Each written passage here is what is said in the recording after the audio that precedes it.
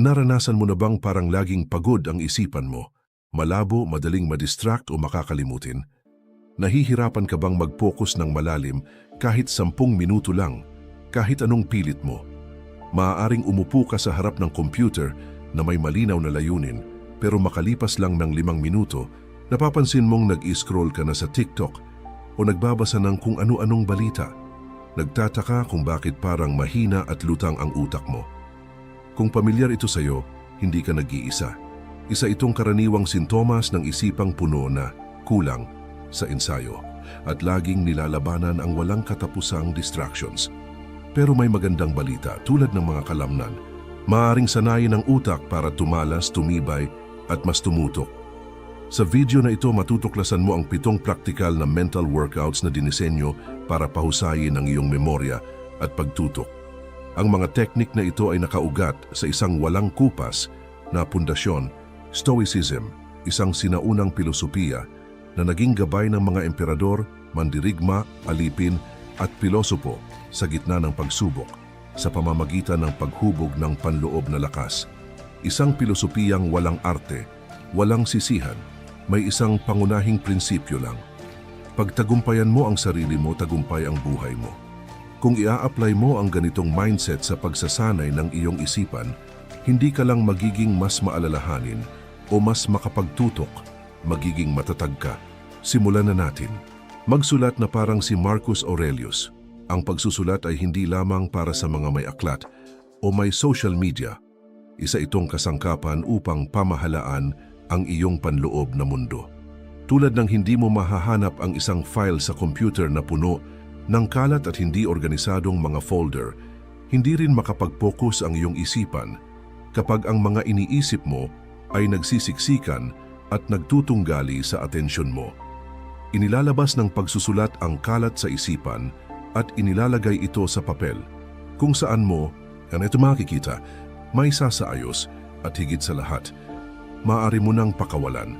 Kapag isinusulat mo kung ano ang bumabagabag sa iyo, inililipat mo ito mula sa panandaliang alaala kung saan inuubos nito ang iyong focus patungo sa isang panlabas na imbakan na nagpapaluwag sa iyong isip. Parang kapag nagsasara ka ng mga background apps sa iyong telepono para ito'y gumana ng mas mabilis. Matagal na itong naunawaan ng mga Stoic. Baka hindi man nila ginamit ang mga salitang executive function o cognitive load. Pero alam nila, kung hindi mo lilinawin ang iyong mga iniisip, ang iyong mga iniisip ang siyang magkokontrol sa iyo. Ang pagsusulat ay isang gawa ng sariling pamumuno. Araw-araw nagsusulat si Marcus Aurelius, hindi para sa iba, kundi upang manatiling nakatapak sa lupa sa kabila ng bigat ng pagiging emperador. Hindi siya sumusulat para maalala, sumusulat siya para makalaya. At marahil, iyon ang pinakamahalaga. Kaya, heto ang isang simpleng gawi na maaring baguhin kung paano gumagana ang iyong isipan. Tuwing umaga, bago mo buksan ang iyong telepono, magtakda ng timer para sa 5 hanggang 10 minuto at magsulat. Umupo, kunin ang panulat. Hindi kailangang maganda o tama sa gramatika. Isulat mo lang kung ano ang nasa isip mo, kahit pa simple. Medyo pagod ako. Masyado akong kumain kagabi. Kailangan ko nang simulan ang proyektong yon, pero wala pa ako sa wisyo. Hindi katalinuhan ang layunin, kundi kalinawan. Tinutulungan ng pagsusulat ang iyong utak na ayusin ang mga iniisip, kilalanin ang kalat sa isipan at tukuyin kung ano talaga ang mahalaga. Pagkalipas ng ilang araw, mapapansin mong may mga umuulit na pattern, mga alalahanin at temang paulit-ulit. Ang simpleng pagkilala sa mga ito ay isang makapangyarihang hakbang patungo sa muling pagkakaroon ng fokus. Pinatitibay rin ng pagsusulat ang alaala sa pamamagitan ng paglipat ng impormasyon mula sa hindi malay patungong ganap na kamalayan. Kapag isinulat mo ang mga natutunan mo, mas malalim itong napoproseso ng iyong isipan. Hindi lamang tinatanggap, kundi binibigyang kahulugan. Ito ang tinatawag na generation effect. Kapag ikaw mismo ang bumuo ng kaalaman kaysa basta lang tumanggap, nito mas matagal mo itong natatandaan. Ginagawa kang aktibong mag-aaral ng pagsusulat, hindi pasibong tumatanggap. Isipin mo si Blaise Pascal, na madalas isinusulat ang kanyang mga pagdududa at pagmumuni-muni, hindi para sa madla, kundi para mas malinaw niyang marinig ang sarili. Ang mga taong bihasa sa sarili nilang isipan ay hindi ipinanganak na kakaiba. Natutunan lang nilang makipag-ugnayan sa kanilang mga iniisip ng may layunin. Ang pagsusulat ay isang pakikipag-usap sa sarili, tahimik, walang paghusga. Maaari mong palalimin ang gawin na ito sa pamamagitan ng pagdaragdag ng isang layunin kada araw. Isulat ang isang bagay na nais mong tandaan, isang prinsipyo, isang sipi, isang katotohanan. Halimbawa, ito mula kay Epictetus. Hindi matututo ang isang tao kung iniisip niyang alam na niya ito. Ang pagkopya nito gamit ang kamay ay hindi lamang pagbabasa, ito ay pagninilay. At ang pagninilay ay mas epektibo sa pagpapatibay ng alaala kaysa kahit anong note-taking app. O, nakakatulong ang pagsusulat para maalala mo. Ngunit higit doon, nakakatulong ito para makalimot, umastama, makawala. Bit-bit natin ang mga lumat, hindi pinangalan ng damdamin munting pangamba, at alalahaning unti-unting sumisira sa ating focus. Nililinis ng pagsusulat ang mental workspace mo, parang pagsasara ng mga pop-up window na paulit-ulit na humahadlang sa iyong daloy. Kapag wala na ang mga iyon, muling luminaw at lumalim ang iyong pag-iisip. Kung naitanong mo na kung bakit minsan hindi ka makapag-focus, kung bakit ang pagbabasa ay parang mabigat na gawain, o kung bakit lumulutang ang isipan mo, pag-upo pa lang sa trabaho, hindi dahil tamad ka, sobra ka lang sa pasan. Sobra kang nagdadala ng mga hindi pa napoprosesong iniisip. Ang pagsusulat ay parang paglilinis ng RAM ng isipan bago magsimula ang tunay na pag-iisip. Kaya bukas ng umaga, laktawan muna ang lo-fi playlist o ang sobrang tapang na kape. Buksan mo ang isang kwaderno, kunin ang panulat at magsulat, tapat magulo kung anuman ang lumabas. Pagkalipas ng isang linggo, gumagaan na ang iyong isipan. Pagkalipas ng isang buwan, tumatalas ang iyong pag-iisip. At pagkalipas ng ilang buwan, hindi ka na hila-hila ng iyong mga iniisip. Ikaw na ang humahawak sa manibela. Kapag natulungan ka na ng pagsusulat na ayusin ang nasa loob mo, isali mo naman ang iyong katawan sa usapan. Hindi lahat ng sagot ay nasa pahina. May mga sagot na naghihintay sa paggalaw. Kahit pinakamaliit na hakbang, maaaring magbukas ng pinakamalalim na focus at pagkamalikhain sa loob mo. Pangalawa, igalaw ang katawan. May isang bagay na bihira nating mapansin. Ang mga sandaling may biglang kislap ng ideya o may biglang malinawan sa isip. Kadalasan, hindi ito nangyayari habang tayo'y nakaupo lang. Mas madalas, dumarating ito habang naghuhugas tayo ng pinggan, naglalakad sa labas o nag-iinat matapos ang matagal na pagupo. Para bang ang bahagyang paggalaw ng katawan ay nagbubukas ng isang susi sa isipan. Hindi iyon aksidente, iyan ang kalikasan ng tao. Ginawa tayong gumalaw, hindi lang upang makarating mula punto A papuntang B, kundi upang mas makapag-isip, hindi hiwalay ang utak sa katawan. Ito ay isang pagpapalawig ng galaw. Kapag naglalakad ka, dumadaloy ng mas maayos ang dugo, mas maraming oksiheno ang umaabot sa utak, at ang mga bahagi ng isipan na may kinalaman sa alaala, konsentrasyon, wika at imahinasyon ay tumatalas. Kaya't sinasabi ng mga neuroscientist tulad ni Dr. Wendy Suzuki ng NYU na ang ehersisyo ang pinaka-transformatibong bagay na maaari mong gawin para sa iyong utak sa ngayon. Ngunit hindi kailangang mag-gym o tumakbo ng milya-milya upang gumalaw. Paalala ng mga Stoic, mamuhay ng simple, may layunin at episyente, at ganoon din dapat ang ating galaw. Naranasan mo na bang maglakad lang para mag-isip? Walang earphones, walang podcast, walang text, lakad lang, hinga at pansin. Bawat hakbang ay nagpapabagal sa bagyong umiikot sa iyong ulo. Habang gumagalaw ang mga paa, unti-unting nagkakaayos ang isipan. Marahil naranasan mo na ito noon, hindi mo lang alam kung anong tawag. Ngayon alam mo na, hindi lahat ay may oras para sa mahahabang lakad, pero kahit ang maliliit at simpleng galaw sa opisina, sa silid-aralan o sa loob ng bahay ay maaaring magkaroon ng di inaasahang epekto sa iyong isipan. Tumayo kada 30 minuto, maglakad-lakad ng 2 minuto na walang ginagawa. basta gumalaw lang. Hindi lang ito para sa sirkulasyon ng dugo. Binibigyan din nito ng pagkakataon ng utak na mag-reset, parang pagpindot ng F5 sa iyong diwa. Bawat magaan na paggalaw ay nagpapalipat sa utak mula sa pagkapagod tungo sa panibagong lakas. Isa pang paraan, mag-isip gamit ang mga kamay. Kapag isinasama mo ang katawan sa proseso ng pag-iisip, tulad ng pagdodrawing sa whiteboard, malakas na pagbasa habang nakatayo o paglalakad habang nag-aaral, naaktibo mo ang parehong motor memory at semantic memory. Ang sabayang aktibasyong ito ay tumutulong sa utak na mas tumibay ang pag-alala. Tinawag ito ng mga Griego na loci method o pag-alala sa pamamagitan ng espasyo.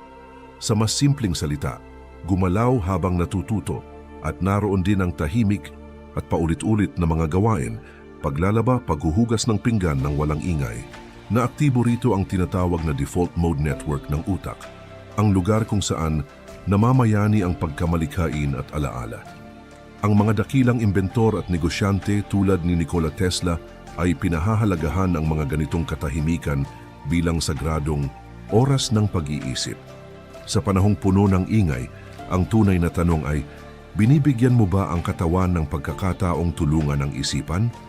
O pilit ka pa ring nananatiling nakaupo, umaasang maging produktibo, habang unti-unting nauubos ang focus mo? Hindi na nakapagtataka kung bakit araw-araw naglalakad ng mahigit 20 kilometro si Mahatma Gandhi para linawin ang kanyang isipan, o kung bakit may sariling paglalakaran si Charles Darwin, ang tinatawag niyang sandwalk, kung saan siya nagpapabalik-balik habang iniisip ang teorya ng ebolusyon. Hindi mo kailangang maging si Darwin, pero kailangan mo ng sariling espasyo na gaya niyon, kahit ang pasilyo lang sa tabi ng iyong mesa. Subukang magtakda ng timer kada 45 minuto. Tumayo, mag-inat, at maglakad ng 10 ikot sa paligid ng iyong upuan o lumabas sa iyong balkonahe tuwing umaga bago tingnan ang telepono. 3 minutong tahimik na paggalaw at paghinga. Gawin mo ito araw-araw at mapapansin mong mas malinaw pa rin ang iyong isipan pagsapit ng hapon. Titibay ang iyong alaala at ang konsentrasyon ay hindi na pakiramdam na isang hiblang madaling maputol. Ang paggalaw ay hindi lamang pisikal. Ito'y pintuang bukas sa kalinawan ng isipan, talas ng damdamin at utak na marunong makinig sa sarili. At kapag nagising na ang isipan sa pamamagitan ng galaw, ang susunod na hakbang ay hindi ang dagdagan pa ito ng impormasyon. Ang susunod ay ayusin ito, sapagkat hindi nasusukat ang kapangyarihan ng alaala sa dami ng naitatago, kundi sa kung gaano kahusay nitong alam kung saan ilalagay ang lahat. Kaya, paano mo mas lalalimang maalala, pipiliing may karunungan at mananatiling matatag sa gitna ng kaguluhan. Magpatuloy tayong maglakad patungo sa pamamaraang ginamit ng mga Stoic sa loob ng maraming siglo, malinaw at may estrukturang alaala. Pangatlo, ang Stoic na mapa ng alaala hindi nilikha ang utak ng tao upang magsilbing imbakan ng datos na gaya ng USB drive. Mas kahalintulad ito sa isang hardin. Anumang hindi maingat na itinanim at inalagaan gamit ang pag-unawa ay malalanta o maglalaho. Gayunman, marami sa atin ang pilit pa ring mag-memorize na parang makina, paulit-ulit, walang saysay, inuulit ang mga bullet point na walang kahulugan, umaasang tatanggapin ito ng utak kahit papaano. Ngunit anong nangyayari kapag ito na ang pinakamahalaga? Naglalaho ang kaalaman na para bang hindi ito kailanman naroon. Ang alaala ay hindi tungkol sa pagbubunton ng mga impormasyon. Gaya ng sinasabi ng mga Stoic, ang pag-alala ay isang sinadyang kilos ng ugnayan. Bawat ideya ay kailangang mailagay sa tamang lugar na uugnay sa karanasan at sa sariling mga pagpapahalaga. Hindi ito tungkol sa dami ng binabasa, kundi sa lalim ng pag-unawa. Hanggang ang natutunan mo ay maging bahagi ng iyong mental DNA, likas sa iyong pag-iisip at automatikong lumilitaw sa iyong mga kilos. Isipin kung gaano mo kabisado ang isang lumang kwento, ngunit ganap mong nakalimutan ang formula na pinag-aralan mo noong nakaraang linggo. Bakit? Dahil ang kwento ay may damdamin, imahe at konteksto. Ang formula ay mga tuyong simbolo lamang. Hindi nag-iimbak ng datos ang utak. Nagtatago ito ng kahulugan. At hindi ito purong teorya. Ipinapakita ng pananaliksik mula sa Stanford University na ang pag-uugnay ng bagong impormasyon sa imahe, emosyon at personal na konteksto ay maaring magpataas ng pangmatagalang alaala ng hanggang 70%.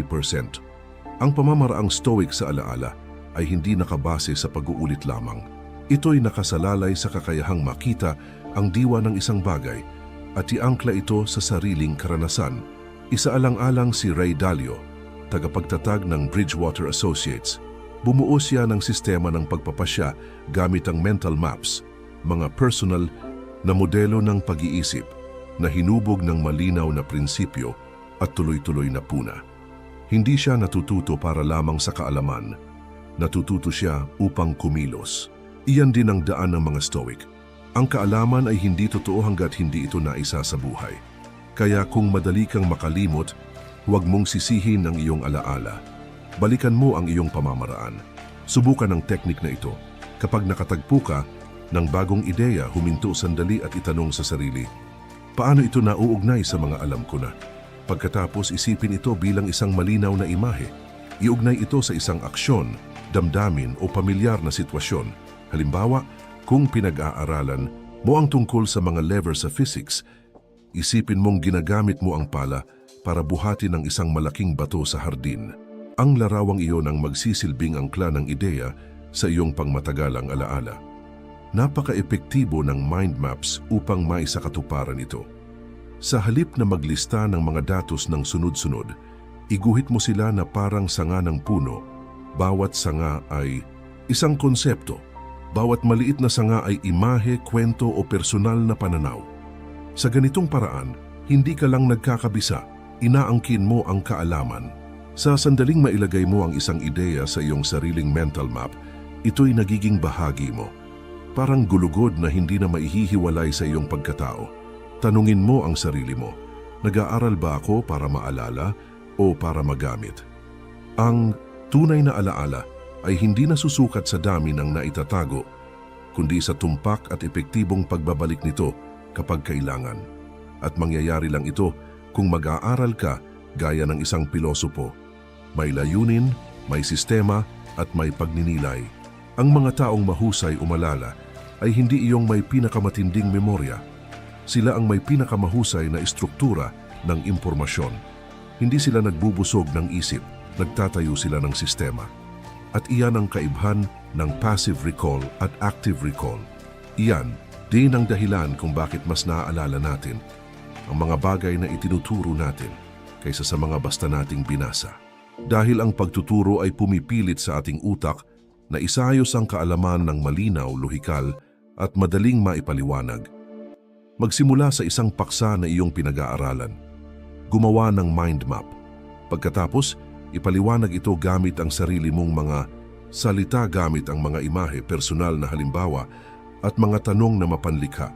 Sa susunod na kailangan mo ito, babalik ito sa iyo na parang pamilyar na daan pauwi. Ito ay hindi basta-bastang teknik. Ito ang pundasyon ng isang organisadong sistema ng pag-iisip, ang mismong tinatawag ng mga Stoic na hegemonikon, ang sentro ng isip, dahilan at kalooban. Hindi aksidente na ito ang turing nila bilang haligi ng isang rasyonal at pinamumunuan sa sariling buhay. At gaya ng kahit anong sentro ng pamumuno, ito'y kailangang sanayin at planuhing mabuti. Hindi ito maaring maging kalat-kalat na tumpok ng walang saysay na kaisipan. Ngunit upang gumana ito, hindi sapat ang estruktura lamang. Kailangan mo ng isang tagabantay. Araw-araw, binabaha ang iyong isipan ng balita, pagkabahala, paghahambing, at paghusga. Kung walang nakatayo sa pintuan ng iyong diwa upang piliin kung ano ang papapasukin at ano ang dapat hadlangan, kahit ang pinakamalakas na kuta ay maaring wasakin mula sa loob. Diyan nagsisimula ang papel ng mental gatekeeper. Pang-apat, ang panloob na bantayan minsan ang kalat sa isip ay hindi nanggagaling sa sobrang dami ng ginagawa, kundi sa pagpapasok ng sobrang dami ng walang tagabantay. Tiningnan mo lang ang lagay ng panahon sa iyong telepono, pero nauwi ka sa panonood ng maikling video. May lumabas na notification, kumatok ang katrabaho. Isang random na isipin tungkol sa utang na hindi pa nababayaran kahapon ng sumakmal sa iyong isip. Wala ka pang nasimulan, pero parang nagmarathon na ang utak mo, malabo ang mga alaala at wala kang focus. Sa pilosopiyang Stoic, tinatawag ito na breach, hindi mula sa labas kundi mula sa loob. Inilarawan ito ni Marcus Aurelius bilang pagtataksil ng isang isip na walang bantay. Kaya kahit siya ay isang emperador, naglaan siya araw-araw ng oras para sa isang bagay, tahimik na pag-oobserba sa kanyang mga iniisip. Ang pagiging tagabantay ng iyong isip ay hindi isang malabong konsepto. Ito ay isang kasanayan, gaya ng pag-aaral, magbaybay o magbuhat ng weights. At ang simula ay nakakagulat na simple. Umupo ng tahimik ng 5 minuto araw-araw at pagmasdan ng iyong hininga. Hindi ito relihiyosong meditasyon. Ito ay pagsasanay ng kamalayan. Kapag may pumapasok na isipin, huwag itong habulin, husgahan o piliting itaboy. Kilalanin lang ito. Ito ay pagkabalisa o iyan ay kuryosidad at marahang bumalik sa iyong hininga. Parang doorman na tumitingin kung may paparating, tapos muling tumatayo ng matatag. Sa bawat ulit mong gawin ito, sinasanay mo ang utak mo na bumalik sa kasalukuyan. Isang mahalagang kakayahan para sa alaala at konsentrasyon. Ipinakita ng pananaliksik mula sa University of Massachusetts Medical Center na pagkatapos ng 8 linggong araw-araw na pagmamasid sa hininga, tumataas ng malaki ang gray matter density sa hippocampus, bahagi ng utak na konektado sa alaala. Samantalang ang amygdala, sentro ng stress at emosyon, ay lumiliit. Ano ang ibig sabihin nito? Hindi ka lang mas marami ang matatandaan, kundi mas bihira ka ng malunod sa mga nakakabahalang o nakakagambalang isipin.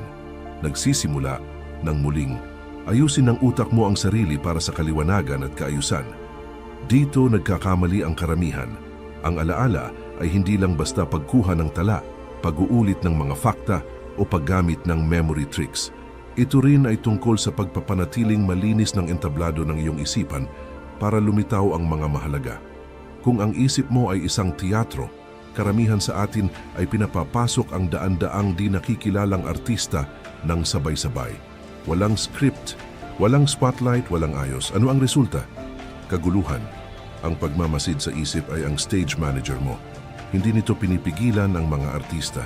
Pinipili lang nito kung sino ang papasok. Kaya kapag oras na para mag-focus, ang isip mo ay hindi na puno at maingay na lugar. Ito'y maliwanag, tahimik na espasyo, handa para sa mga mahahalaga. Pwede kang magsimula ngayon. Hindi mo kailangan ng espesyal na unan o perpektong tahimik na lugar. Kailangan mo lang ng upuan, sa minuto at isang desisyon. Umupo, ipikit ang mga mata at bantayan ang iyong isip na parang pinto ng isang banal na lugar. Kapag may pumasok na isipin, lagyan ito ng label, tapos bumalik sa hininga. Sa simula, madalas kang maligaw, palipat-lipat ang isip mo. Hindi iyon pagkakamali, iyon ang pagsasanay. Sa bawat pagkakataong mapansin mong lumihis ka at bumalik, isang rep iyon para sa iyong awareness muscle. Subukan mo ito ng tuloy-tuloy ng 7 araw, 5 minuto lang kada araw. Itala ang progreso mo. Mararamdaman mong magiging magaan ang isip. Mas dadami ang maalala mo. At nakakagulat, magkakaroon ka pa ng dagdag na oras dahil hindi ka nahuhubugin ng bawat paliparang isip. Tanungin ang sarili, buhay ka ba ng may isip na walang bantay? Gaano kadalas kang umupo para sa isang mahalagang bagay, tapos nauwi sa paglaho sa mga mensahe o paikot-ikot na pag-iisip? Kung madalas ang sagot, walang hiya doon. Ibig sabihin, kailangan mo ng tagabantay at ikaw ang tagabantay na iyon. Kung nandito ka pa, patuloy na nagbabasa, kasama ko pa rin, congratulations. May ibig sabihin yan, hindi mo lang ito pinakikinggan, handa ka ng kumilos. Kung gayon, pindutin ang subscribe para hindi mo mapalampas ang susunod na mga bahagi. Dadalhin ka ng natitirang bahagi ng video sa buong sistema.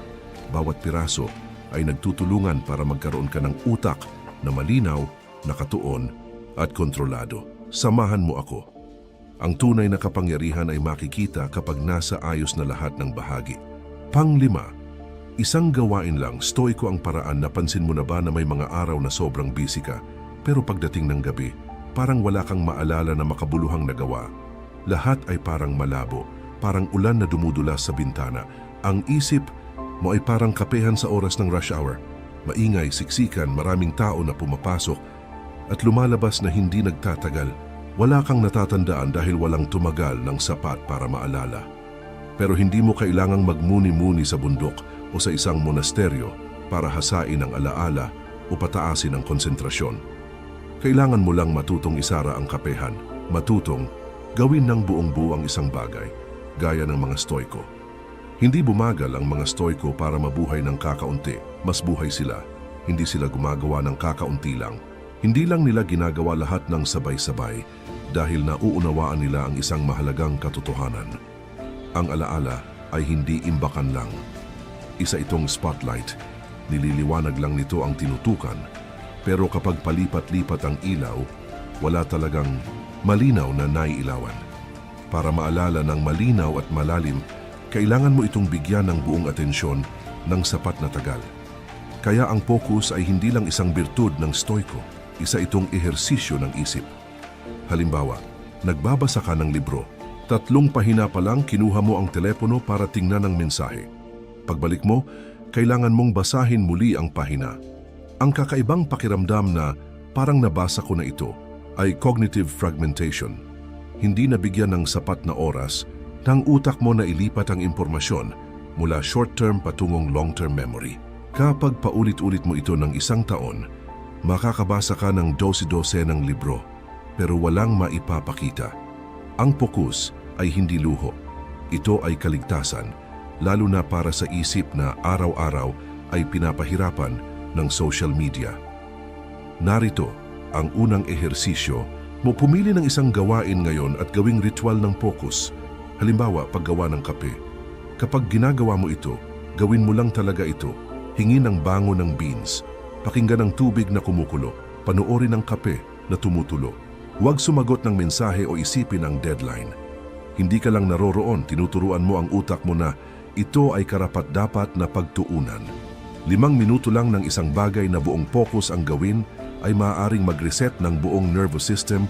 Hamos maatang nakakapagtaka, hindi ka mapapagod pagkatapos.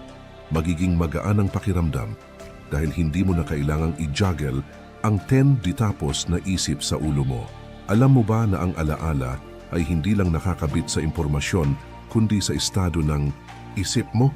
Kapag nag-aaral ka sa kalat-kalat na estado, tinatanggap ng utak mo ang karanasan bilang ingay at hindi ito pinapahalagahan.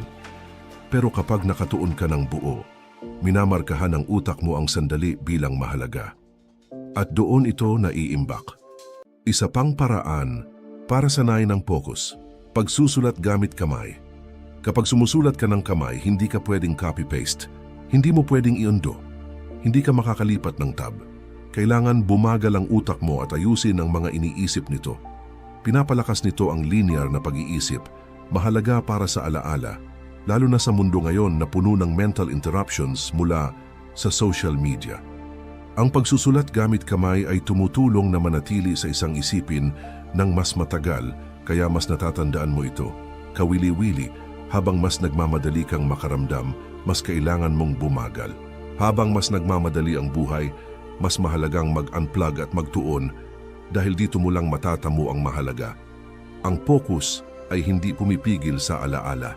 Ito ang susi para ma-unlock ito. At ito ang pinakamahalagang bahagi. Kapag nanatili kang nakatuon ng sapat na tagal, hindi ka lang nakaintindi sa ibabaw. Nauunawaan mo ang estruktura sa ilalim. Ganitong uri ng pag-unawa, hindi mo kailanman nakakalimutan. Biologically, may bahagi ang utak mo na tinatawag na prefrontal cortex.